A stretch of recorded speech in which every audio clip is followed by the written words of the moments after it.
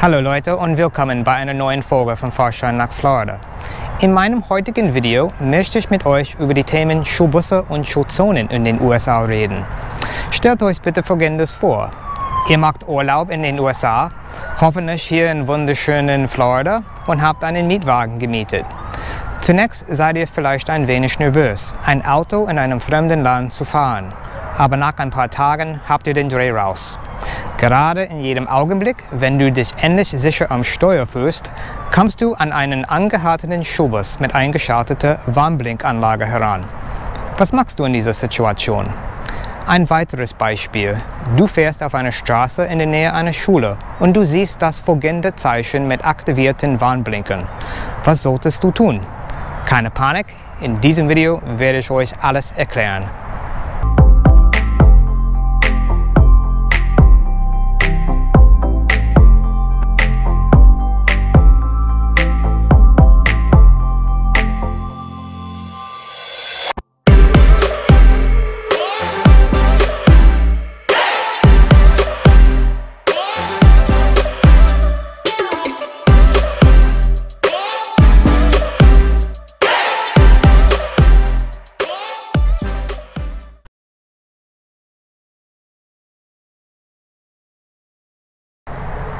In den USA ist es gesetzeswidrig, an einem Schulbus vorbeizufahren, wenn dieser mit aktiver Warnblinkanlage und ausgeklapptem Stoppschild hält. Bis das Stoppschild eingeklappt und der Warnblinker ausgeschaltet wird, müssen alle Autos stehen bleiben. Ganz wichtig, stehen bleiben. Du musst dein Auto völlig zum Stillstand bringen. Du darfst nicht langsam vorbeifahren. Jedoch gibt es zu dieser allgemeinen Regel noch einiges zu beachten. Auf einer zweispurigen Straße gilt die Haltepflicht nicht nur für den Verkehr in Fahrrichtung, sondern auch für den Gegenverkehr. Also muss der Verkehr in beiden Richtungen stehen bleiben. Auf mehrspurigen Straßen, die mit einem mindestens 1,5 Mittelstreifen geteilt sind, gilt die Haltepflicht nur für den Verkehr in Fahrrichtung. Der Gegenverkehr darf weiterfahren, ohne anzuhalten.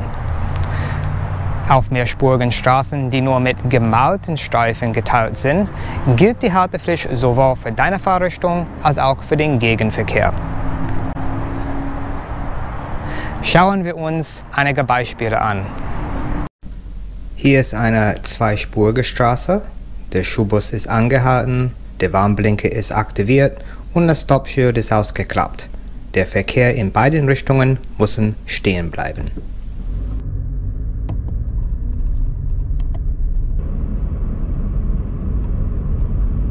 Hier ist ein weiteres Beispiel auf einer zweispurigen Straße.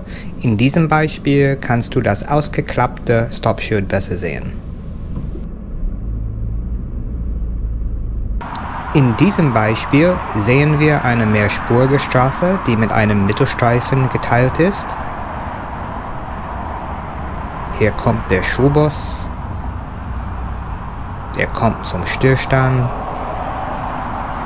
Der Verkehr hinter dem Bus muss auch zum Stillstand kommen. Der Gegenverkehr darf weiterfahren, ohne anzuhalten.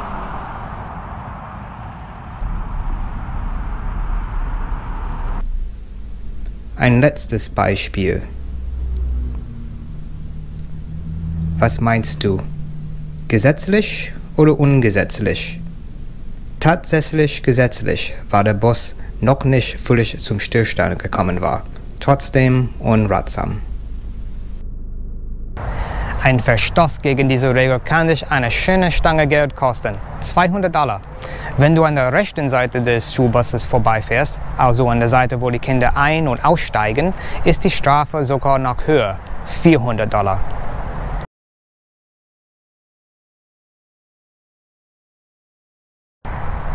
In den USA ist das umliegende Gebiet einer Schule als sogenannte Schulzone kennzeichnet.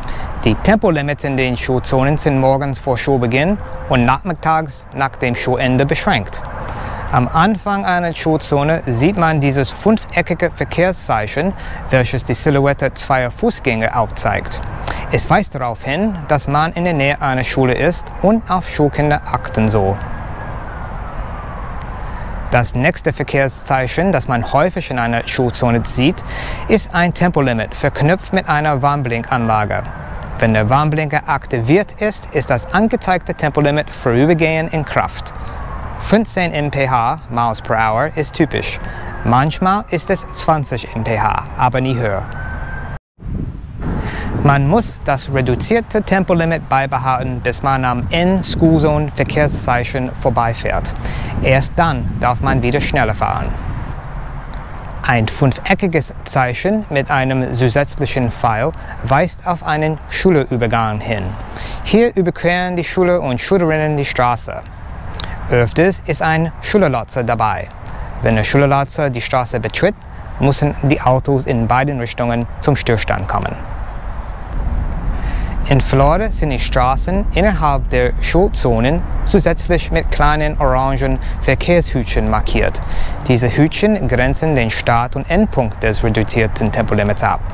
Sie sind nur morgens und nachmittags während der Zeiten des vorübergehenden Tempolimits zu finden. In Florida ist die Strafe für zu schnelles Fahren in einer Schulzone wie folgt. Jetzt fahren wir zusammen durch eine Schulzone.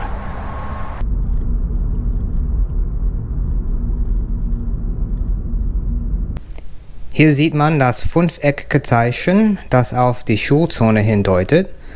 Kurz nach diesem sieht man die orangen Verkehrshütchen und das Tempolimit-Zeichen mit aktivierter Warnblinkanlage.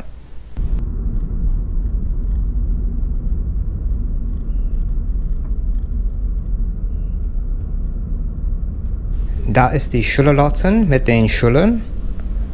Der Verkehr in beiden Richtungen kommt zum Stillstand. Und jetzt weiterfahren mit 15 mph.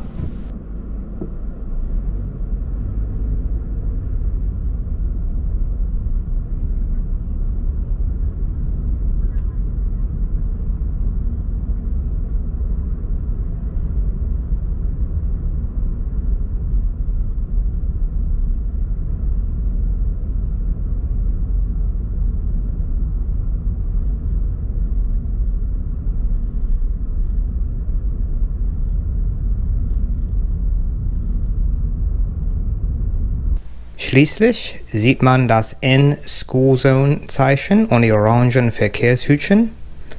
Jetzt können wir unser Tempo wieder mal erhöhen.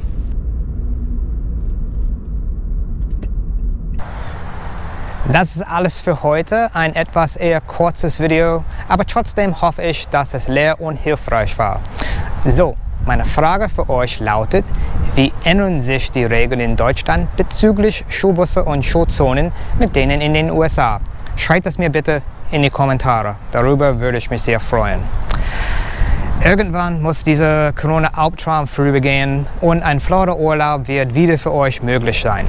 Bis dahin, bleibt sicher Leute, bleibt gesund und bis zum nächsten Monat vom Fahrschein nach Florida. Euer Fahrschein zum Sonnenschein. Tschüss!